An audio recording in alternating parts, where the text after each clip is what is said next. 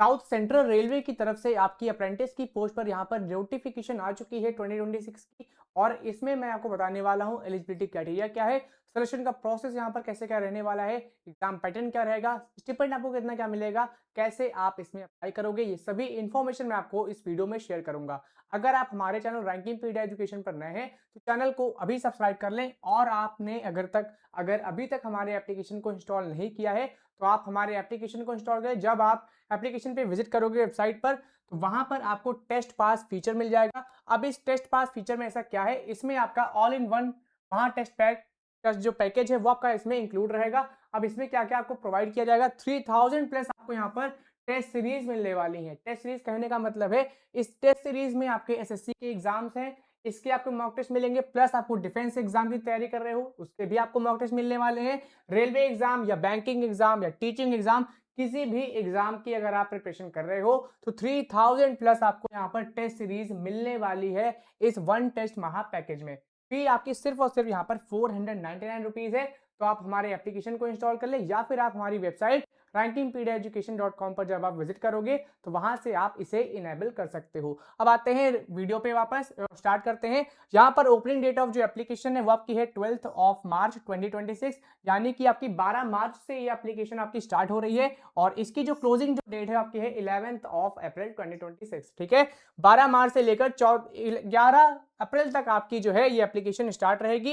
Application आपकी यहाँ पर प्रिंट जो डेट है, फाइनल जो डेट है आपकी है 11 अप्रैल। बाकी कैसे अप्लाई करोगे, तो साउथ सेंट्रल रेलवे की ऑफिशियल वेबसाइट पर आपको विजिट करना है। यहाँ पर दे सकते हो scr.indianrailways.gov.in पर जाकर आपको अप्लाई करना होगा। ठीक है, पोस्ट आपकी कौन सी है, जो आपकी है वो है आपकी अप्रेंटिस ट्रेनी की। बाकी यहाँ पर आप स्टेट वाइज यहाँ पर कौन कौन से डिस्ट्रिक्ट रहने वाली हैं साउथ की, तो वो आप यहाँ पर चेक कर सकते हो इस टेबल में। तो पहले बात कर लेते हैं तेलंगाना स्टेट में। तो यहाँ पर जितनी भी आपकी डिस्ट्रिक्ट है सब आपकी इसमें इंक्लूड की गई हैं। ठीक है, आंध्र प्रदेश में आप डिस्ट्रिक्ट यहाँ पे देख सकते हो, सभी डिस्ट्रिक्ट किसको छोड़कर, ये तीन जो डिस्ट्रिक्ट हैं इनको छोड़कर बाकी सारी डिस्ट्रिक्ट में आपकी ये वैकेंसी है यहाँ पर अप्रेंटिस की। ठीक है, तो इसमें कौन कौन सी डिस्ट्रिक्ट है, मन्याम आपकी है, श्रीकाकुलम है, विजयनगरम है। ठीक है, इन तीन डिस्ट्रिक्ट को हटाकर बाकी जितनी भी डिस्ट्रिक्ट आपकी हैं आंध्र प्रदेश की वो यहाँ पर आपकी इंक्लूड की गई हैं। यानी कि अप्रेंटिस की जो पोस्ट है वो आपकी इन डिस्ट्रिक्ट में है, बस इन तीन डिस्ट्रिक्ट को छोड़कर। ठीक है, ऐसे ही आते हैं महाराष्ट्र में। तो महाराष्ट्र में आप यहाँ पर डिस्ट्रिक्ट चेक कर सकते हो, अकोला है, अमरावती है, औरंगाबाद है, बीड है, चंद्रपुर है, हिंगोली है, आपकी जलना है, लातूर है, नांदेड़ है, नासिक है, परभनी है, पश्चिम है और आपकी जवतमल है। ये आपकी डिस्ट्रिक्ट यहाँ पे है महाराष्ट्र में, जिसमें आपकी अप्रेंटिस की पोस्ट पर नोटिफिकेशन है, अप्रेंटिस की पोस्ट यहाँ पर है। ठीक है, कर्नाटका में भी आप यहाँ पर डिस्ट्रिक्ट चेक कर सकते हो, इन डिस्ट्रिक्ट में आपकी जो है अप्रेंटिस की वैकेंसी यहाँ पर है। तमिलनाडु में आपकी वेलोर डिस्ट्रिक्ट है, तो वहीं मध्य प्रदेश में आपकी बुरहानपुर है और आपकी खंडवा, ये दो डिस्ट्रिक्ट है जिसमें आपकी वैकेंसी यहाँ पर रहने वाली है। जो आपकी साउथ सेंट्रल रेलवे ज्यूरिसडिक्शन में आपकी जितनी डिस्ट्रिक्ट आती हैं, बाकी स्टेट भी आप यहाँ पर चेक कर सकते हो। तो मैं बात कर रहा हूँ साउथ सेंट्रल रेलवे ज्यूरिसडिक्शन। और इसके अलावा इसमें क्या है, इसमें आपका यहाँ पर मेंशन्ड है डिपार्टमेंट, आप यहाँ पर चेक कर सकते हो, सिविल इंजीनियरिंग डिपार्टमेंट है, इसके अलावा मैकेनिकल डिपार्टमेंट है, इलेक्ट्रिकल डिपार्टमेंट भी है। बाकी इसमें आप ट्रेनिंग यूनिट नेम भी आप यहाँ पर चेक कर सकते हो। ठीक है, इस नोटिफिकेशन को मैंने अपने टेलीग्राम ग्रुप पे शेयर कर दिया है, तो आप हमारे टेलीग्राम ग्रुप को अभी ज्वाइन कर ले, लिंक आपको चैनल के अबाउट सेक्शन में मिल जाएगी। और यहाँ पर नीचे आते हैं और यहाँ पर देखते हैं कि इसमें एलिजिबिलिटी जो क्राइटेरिया है वो इसमें क्या रहने वाला है।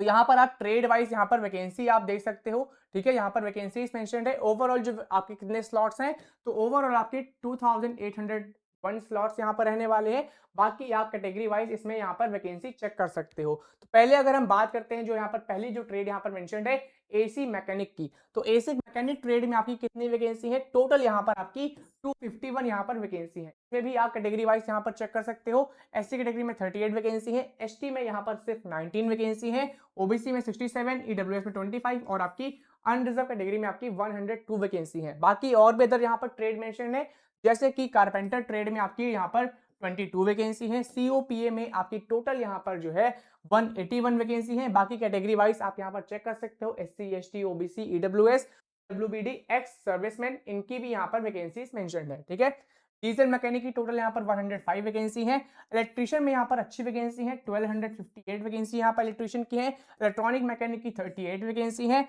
फिटर ट्रेड में आपकी 539 वैकेंसी यहाँ पर है, इंडस्ट्रियल इलेक्ट्रॉनिक्स में आपकी 33 वैकेंसीज यहाँ पर है, मैकेनिस्ट की यहाँ पर टोटल जो है 54 वैकेंसी है। एमएमटीएम में यहाँ पर टोटल 24 वैकेंसी है और आपकी मोटर मैकेनिक में आपकी यहाँ पर 12 वैकेंसी है। इसके अलावा और भी यहाँ पर अदर ट्रेड्स हैं, जैसे कि और कौन सी यहाँ पर ट्रेड है, तो आपकी पेंटर है, वेल्डर, ये 2 ट्रेड भी है, इसमें भी आपकी वैकेंसी यहाँ पर मेंशन्ड है। ओवरऑल कितनी वैकेंसी है, तो ओवरऑल आपकी 2801 यहाँ पर वैकेंसी है अप्रेंटिस की, ठीक है। अब इसमें भी आप यहाँ पर जो है डिवीजन वाइज, डिपार्टमेंट वाइज कितनी क्या वैकेंसी है वो भी आप यहाँ पर चेक कर सकते हो। जैसे कि अगर हम बात करें एसी मैकेनिक ट्रेड की, तो ये इसमें कितनी वैकेंसी है, इलेक्ट्रिकल डिपार्टमेंट में आपकी 234 वैकेंसी, मैकेनिकल डिपार्टमेंट में 17 यहाँ पर वैकेंसी है। ओवरऑल कितनी वैकेंसी है, 251 यहाँ पर ओवरऑल वैकेंसी है। ऐसे ही अगर हम कारपेंटर डिपार्टमेंट ट्रेड की बात करें, तो कारपेंटर ट्रेड की टोटल जो है 22 वैकेंसी है। इसमें आप डिपार्टमेंट चेक कर सकते हो। 22 में आपकी 18 वैकेंसी मैकेनिकल डिपार्टमेंट में है, ठीक है, और इलेक्ट्रिकल डिपार्टमेंट में यहाँ पर 4 वैकेंसी है। बाकी अगर हम बात करें इलेक्ट्रिशियन की, तो इलेक्ट्रिशियन टोटल जो ओवरऑल जो वैकेंसी है इलेक्ट्रिशियन ट्रेड की, वो यहाँ पर है 1258। अब 1258 में आप डिपार्टमेंट वाइज भी यहाँ पर वैकेंसी चेक कर सकते हो, ठीक है। ये डिपार्टमेंट वाइज वैकेंसी यहाँ पर मेंशन्ड है, जैसे कि सिविल में आपकी 12 वैकेंसी है, इलेक्ट्रिकल में 1127 वैकेंसी है, मैकेनिकल में आपकी 107 वैकेंसी है, और आपकी एसएनटी डिपार्टमेंट में आपकी यहाँ पर 12 वैकेंसी रहने वाली हैं। बाकी आप अपनी ट्रेड के अकॉर्डिंग यहाँ पर डिपार्टमेंट वाइज वैकेंसीज भी चेक कर सकते हो। और ऐसे ही आपको जो भी आपकी कैटेगरीज हैं, ईडब्ल्यूएस कैटेगरी से आते हो या ओबीएस नॉन क्रीमी लेयर से अगर आप हो या एससी एसटी कैटेगरी से हो, तो आपको सर्टिफिकेट्स रेडी रखने होंगे, वो भी लेटेस्ट फॉर्मेट, ठीक है। फॉर्मेट आपका इस नोटिफिकेशन के लास्ट में मेंशन्ड है, या फिर आप रेलवे की ऑफिशियल वेबसाइट पर विजिट करोगे तो वहां से आप फॉर्मेट चेक कर सकते हो। आपका सर्टिफिकेट जो है, caste certificate, income and asset certificate या पीडब्ल्यूबीडी का जो डिसेबिलिटी सर्टिफिकेट होता है, आपका लेटेस्ट फॉर्मेट उसका रहना चाहिए, ठीक है। ये चीज आपको पता होनी चाहिए। एजुकेशन क्वालिफिकेशन आप चेक कर सकते हो, तो आपने अगर 10th पास किया है प्लस आपने आईटीआई डिग्री अगर आपने कंप्लीट की है, जो भी मैंने ट्रेड बताई है, तभी आप इसमें अप्लाई कर सकते हो। इसके अलावा कोई भी एक्सपीरियंस आपके पास नहीं होना चाहिए। कहने का मतलब है, ये जो वैकेंसी है, ये जो अप्रेंटिस की स्लॉट्स हैं, ये फ्रेशर्स के लिए हैं, ठीक है। अगर आपके पास कोई भी एक्सपीरियंस नहीं है, 10वीं पास की है, आईटीआई किया है, ट्रेड में जो ट्रेड मैंने दिखाई आपको उसमें अगर आपने आईटीआई किया है, तो फिर आप इसमें डायरेक्टली अप्लाई कर सकते हो, ठीक है। बाकी जो है ट्रेड वाइज भी यहाँ पर एजुकेशन का जो क्वालिफिकेशन है, वो चीज यहाँ पर लिखी हुई है जो मैंने बताया था। बाकी आप यहाँ पर चेक कर सकते हो। एसी मैकेनिक ट्रेड में अगर आप अप्लाई करना चाह रहे हो, इसके लिए क्वालिफिकेशन क्या है, 10th पास प्लस आपका आईटीआई जो है मैकेनिक ट्रेड में होना चाहिए, ठीक है, तभी आप इसमें अप्लाई कर सकते हो। बाकी अपनी अपनी ट्रेड के अकॉर्डिंग आप यहाँ पर जो है क्वालिफिकेशन देख सकते हो, ठीक है। शॉर्ट फॉर्म में मैंने बता दिया, 10th प्लस आईटीआई जिस भी ट्रेड में अप्लाई कर रहे हो उसमें होना चाहिए, तभी आप इसमें अप्लाई कर सकते हो। बाकी एलिजिबिलिटी कंडीशंस भी यहाँ पर चेक कर सकते हो। कम से कम आपकी जो एज है वो आपकी 15 ईयर्स होनी चाहिए, और 24 ईयर से ज्यादा आपकी एज नहीं होनी चाहिए, ठीक है। 15 से 24 साल के बीच अगर आपकी एज है, तभी आप इसमें अप्लाई कर सकते हो। SC ST OBC non creamy layers को इनको रिलैक्सेशन प्रोवाइड किया जाता है, जैसा कि सभी को पता है। एससी एसटी को 5 ईयर्स का, ओबीसी नॉन क्रीमी लेयर्स को यहाँ पर 3 ईयर्स का अपर एज लिमिट में रिलैक्सेशन प्रोवाइड किया गया है। पीडब्ल्यूबीडी यानी कि person with benchmark disability category के जो स्टूडेंट्स हैं, इनको यहाँ पर 10 ईयर्स का अपर एज लिमिट में रिलैक्सेशन प्रोवाइड किया जाएगा। ऐसे ही आपका एक्स सर्विसमैन को भी यहाँ पर 10 ईयर्स का अपर एज लिमिट में रिलैक्सेशन प्रोवाइड किया जाएगा। बाकी टेबल में थोड़ा अच्छे से दिया है कितनी से कितने आपकी एज है, तो इसमें अप्लाई कर सकते हो, ठीक है। वो चीज आप यहाँ पर चेक कर सकते हो।